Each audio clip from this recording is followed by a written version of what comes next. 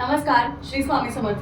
बऱ्याच ताईंनी विचारलं, ताई आम्हाला धनलक्ष्मी कुंचम सेवा करायची असते, तर मग पूर्वतयारीमध्ये आपण काय काय करायला हवं. तर आज मी तुम्हाला ते सगळं दाखवणार आहे. आपल्याकडे जो धनलक्ष्मी कुंचमचा पूर्ण सेट मिळतो, सेटमध्ये जे जे साहित्य असतं ते सगळं मी तुम्हाला दाखवणार आहे. आणि त्याचबरोबर ह्या कुंचम सेवेसाठी तुम्हाला कोणत्या कोणत्या गोष्टी गरजेच्या आहे आपण बघूया. आता तुम्ही बघू शकता की ह्या पूर्ण ताटामध्ये सगळ्यात महत्त्वाचं, जेव्हा तुम्ही पूजा करता तेव्हा कुठलं स्थान तुम्ही घेणार आहात ते आधी तिथे वस्त्र घालून घ्या. तिथे प्लेट घालायची. अजून मी पूजा केलेली नाही आहे, फक्त ठेवलं आहे कारण तुम्हाला मला दाखवायचं आहे.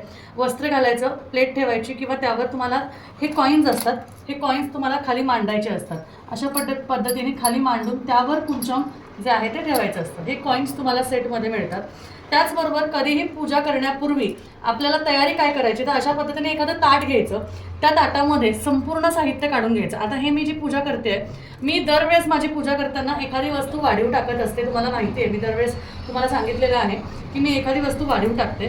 तर बऱ्याच दिवसापूर्वी मी एखादी जी गोष्ट घेतली होती ती म्हणजे होती हे घेतलं होतं. त्यानंतर मी कुठलं वाढवलं नाही आहे, तशीच पूजा केली. यावेळेस मी एक वाढवणार आहे, ती म्हणजे पायराईट आज मी या पूजेमध्ये ॲड करणार आहे, म्हणून मी हे घेऊन ठेवलेलं आहे. आता बघा लागणार काय काय आहे आपल्याला. यामध्ये तुम्हाला कवडी लागणार आहे. कवडी तुम्हाला सेटमध्ये मिळते. अभिमंत्रित केलेले असतात, पूजा करून तुम्हाला दिलेले असतात. त्याच्याबरोबर गोमती चक्र कवडी, त्याचबरोबर लघु नारळ आहे, कमळगट्टा आहे, हा मी वाढवल्यामुळे वाढलेला आहे, भरपूर आहे. त्याचबरोबर लाल कवडी असते, विष्णूचक्र आहे. विष्णूचक्र तुम्हाला हवा असेल तर घेऊ शकता, पण हे सेवेसाठी विष्णूचक्रसुद्धा गरजेचं आहे. पंचरत्न आहे, बांगड्या असतात देवीचे अलंकार म्हणून. घरातलं आपलं जे साहित्य घ्यायचं त्यामध्ये असतात लवंग, धने, वेलची, हळकुंड आणि दालचिनी. ह्या 5 वस्तू ज्या आहेत त्या तुम्हाला तुमच्या घरातून घ्यायच्या असतात. त्याचबरोबर सेटमध्ये तुम्हाला मिळतो मोती आणि पोवळा. चांदीचा एक कॉईन घ्यायचा. आपल्या घरात चांदीचा अशा पद्धतीचा एक कॉईन असतोच, तो कॉईन घ्यायचा. चांदीची वस्तू असायलाच पाहिजे असं काही नाही, पण आहे आपल्याकडे असतेच म्हणून घ्यायचा. त्याचबरोबर मी स्पेसिफिकली अशा ह्या सेवेसाठीच एक चांदीचं फूल करून घेतलं होतं मागच्या दिवाळीत. त्यावेळेसपासून मी हे फूल जे आहे ते लक्ष्मी कुंचम सेवेमध्ये कमळाचं फूल करून घेतलं, म्हणून मी हे वाहते. त्याचबरोबर गुंजा आपल्याला लागतो, पांढरा गुंजा, लाल गुंजा तुम्ही घेऊ शकता.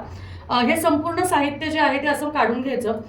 पायराईट ह्यावेळेस मी ह्यामध्ये ॲड करणार आहे. आणि तुम्हाला एक छान बातमी देणार आहे की या अक्षय तृतीयाला ज्या ताईंना या अक्षय तृतीयेच्यासाठी, अक्षय तृतीया म्हणजे काय, तर आपल्या आयुष्यात सगळ्या गोष्टी ह्या वाढत राहाव्या, कुठल्याही गोष्टीचा क्षय होऊ नये. म्हणजे आता जसं असतं की एखादी गोष्ट ही कंटिन्यू आपल्याला मिळावी, सुख, समृद्धी, वैभव हे आपल्याला कायम असावं आपल्याबरोबर.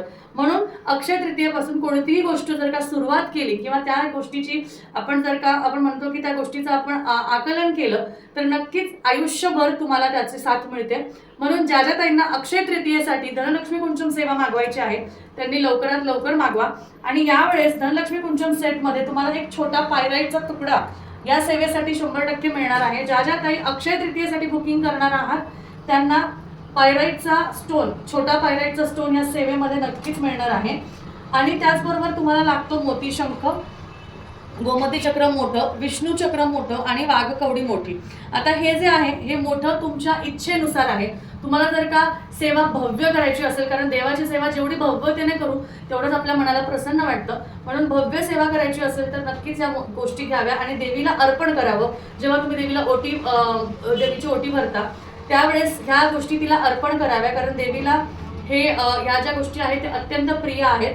त्याचबरोबर यावेळेस सेवेमध्ये मी लक्ष्मीचे कॉईन्स वापरणार आहे, ज्यामध्ये कमळ आणि लक्ष्मी आहे. हे लक्ष्मीचे कॉईन्ससुद्धा आपण ह्या कुंचम सेवेमध्ये वापरू शकतो. तुम्हाला जर हवे असतील तर आपण सेटमध्ये तुम्हाला नक्कीच हे 5-5 कॉईन्स, 10-10 कॉईन्स देऊ जर तुम्हाला हवे असतील तर. कारण यामध्ये तुम्ही जर का बघितलं तर यामध्ये कमळ आहे आणि एका बाजूला लक्ष्मी आहे. त्यामुळे हे जर का तुम्हाला कॉईन हवा असेल तर हा नक्कीच तुम्ही 5, 7, 11, 16 तुमच्या मनाप्रमाणे घेऊ शकता. हवा असेल तर नक्कीच आपण सेटबरोबर तुम्हाला देऊ, म्हणजे तुमची सेवा अजून हे होईल. हे नाणी आहेत, ही कमळाची नाणी आहेत, लक्ष्मीची नाणी आहेत, जी आपल्याला या धनलक्ष्मी कुंचममध्ये व्हायची आहे. आता याची जेव्हा मी पूजा तुम्हाला करून दाखवेल तेव्हा तुमच्या लक्षात येईल की सेवा कशी करायची. तांदूळ सुद्धा तुम्हाला जे अक्षता घ्यायचे आहे ते कुंचम सेवा करताना ते सुद्धा तुमच्या जवळ घेऊन ठेवा. शक्यतो सगळ्या वस्तू ज्या आहेत ना आपल्या जवळ ठेवायच्या, म्हणजे आपल्याला कोणत्याही गोष्टीसाठी ही सेवा करताना उठायला लागू नये. म्हणजे कसं होतं की मी सगळ्या 8 गोष्टी भरल्यात आणि एखाद्या गोष्टीसाठी मला उठायला लागतंय असं नको. एका बैठकीत ही सेवा झाली पाहिजे. म्हणून सगळं घेऊन बसायचं, म्हणजे तुमची सेवा जी आहे ती व्यवस्थित होते. म्हणून कधीही ही सेवा करताना अशा पद्धतीने सगळ्या वस्तू काढून घ्यायच्या. आपल्या घरातले सुद्धा 5-6 नाणे घ्यायचे, जे तुम्ही त्याच्या खाली ठेवू शकता. कुंचम स्वच्छ करून घ्यायचं, त्याची पूजा करायची आणि मग तुमची पूजा जी आहे ती तयारीला लागायची. अग्निदेवताचं, वरुण देवताचं आवाहन आधीच करून घ्यायचं. पानाचा विडा ठेवू शकता, जर का तुम्ही संकल्प करून, जर का एखादी इच्छा धरून तुम्ही जर काही सेवा करत असाल तर पानाचा विडा ठेवू शकता आणि त्याप्रमाणे ही सेवा करा. ही सेवा करण्यामागे एक खूप छान असा उद्देश आहे की तुम्हाला वाटतंय तुमच्या आयुष्यात आर्थिक अडचणी आहेत, आर्थिकरित्या तुम्ही बलवान नाहीये किंवा तुमचा व्यवसाय वाढत नाहीये, सारख्या खर्चांमध्ये तुम्ही आहात, कर्जांमध्ये आहात, बऱ्याच जणांनी तुमचे पैसे घेतलेले अडकलेले आहेत, परत देत नाहीये. अशा खूप त्यांचे अनुभव आहेत ज्यांनी कित्येक वर्षापूर्वी कोणाला तरी दिलेले पैसे त्यांना परत मिळालेले आहेत, कर्जातून लवकर बाहेर निघालेले आहेत, बऱ्याच जणांचं घराचं स्वप्न पूर्ण झालेलं आहे, लोन घेताना प्रॉब्लेम्स यायचे तर लोन पास झालेलं आहे, एखाद्या ताईला गाडी घ्यायची असेल, मुलाचं शिक्षण करायचं म्हणून बाहेर देशी पाठवायचं असेल किंवा शिक्षणासाठी पैशाची जमाव करायची असेल तरी सुद्धा या सेवेने खूप ताईंना, म्हणजे आजपर्यंत लाखो ताईंना याचा अनुभव आलेला आहे. अनुभव तेव्हाच येतो जेव्हा तुमची श्रद्धा असते. असा अनुभव कधीच येणार नाही ज्या दिवशी तुम्ही म्हणाल की ताई मला अजून अनुभव आला नाही, याचा अर्थ तुम्ही अनुभव घ्यायला अजून तयार नाही आहात.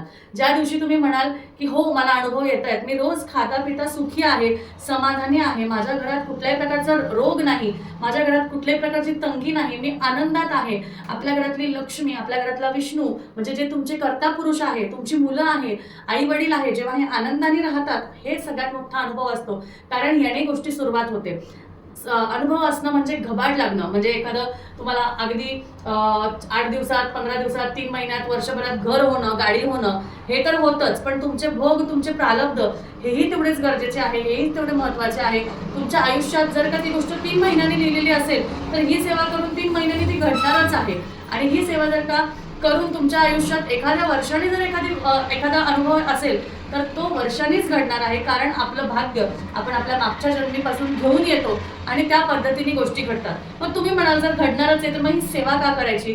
तर ह्या सेवेने आपल्याला एक प्रोटेक्शन मिळतं, एक सिक्युरिटी मिळते. त्याचबरोबर ही सेवा सुद्धा तुमच्या आयुष्यात येणं म्हणजे एक योगायोग आहे की लक्ष्मी मातेची सेवा आपण अशी कधीच करत नाही, एक विशेष सेवा आपण अशी कधीच करत नाही. पण माता लक्ष्मीला जर प्रसन्न केलं, तिची जर का सेवा केली तर 100% तुम्हाला महालक्ष्मी प्रसन्न होते आणि तुमच्या चांगल्या इच्छा बरं का, चांगल्या इच्छा ह्या पूर्ण होतात. कारण महालक्ष्मीला प्रामाणिक लोक, कुठल्याही पद्धतीने फसवेगिरी लोक तिला आवडत नाही, प्रामाणिक लोक तिला आवडतात.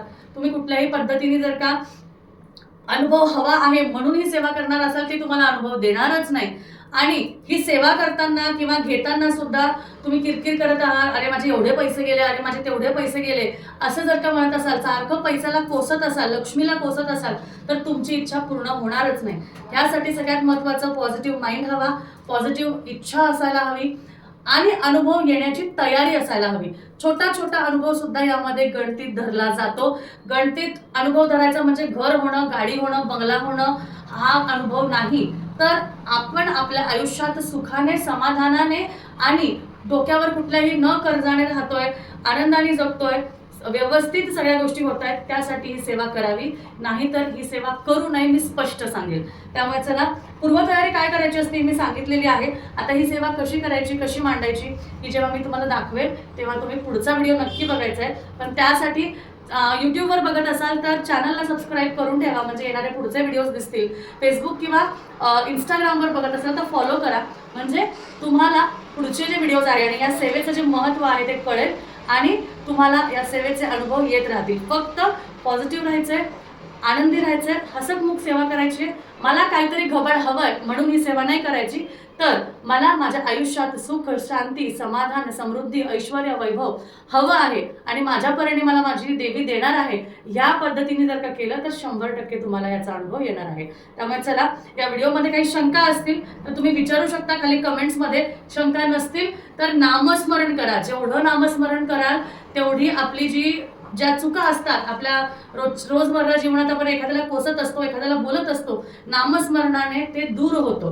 त्यामुळे चूक करायची आणि इकडे नामस्मरण करायचं असं नाही. तर दररोज थोडं ना थोडं नामस्मरण करत राहायचं आणि ते नामस्मरण असं तुमचं होत नसेल तर कमेंटमध्ये श्री स्वामी समर्थ किंवा श्री महालक्ष्मी नमः नक्की लिहा. लिहिलं नाही तर तुमचा कंटाळा आहे, कंटाळा करू नका. कंटाळा केला तर देव आपल्याला अगदी दे रे हरी खाटल्यावरी कधी करणार नाही. कष्ट केले तरच फळ मिळतं.